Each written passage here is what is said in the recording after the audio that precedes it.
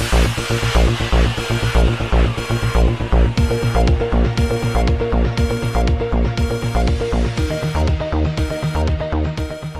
اللہ الرحمن الرحیم۔ السلام علیکم ناظرین، فیصل آباد میں اسپیشل پرائس کنٹرول مجسٹریٹس کا روزانہ کی بنیاد پر گراں فروشوں کے خلاف کارروائیوں اور جرمانوں کا سلسلہ جاری ہے۔ ہمارے ڈویژنل بیورو چیف میاں اعجاز اسلم کے مطابق حکومت پنجاب کے احکامات اور ڈپٹی کمشنر فیصل آباد محمد علی کی خصوصی ہدایات پر پرائس کنٹرول مجسٹریٹس نے گزشتہ روز کارروائی کرتے ہوئے 139 گرام فروشوں کو 1,65,000 کے جرمانے اور ایک دکاندار کے خلاف مقدمہ بھی درج کروایا۔ پرائس کنٹرول مجسٹریٹس کی جانب سے روزانہ کی بنیاد پر مارکیٹوں اور بازاروں میں اشیاء ضروریہ کی قیمتوں کو چیک کرنے کا سلسلہ بھی جاری ہے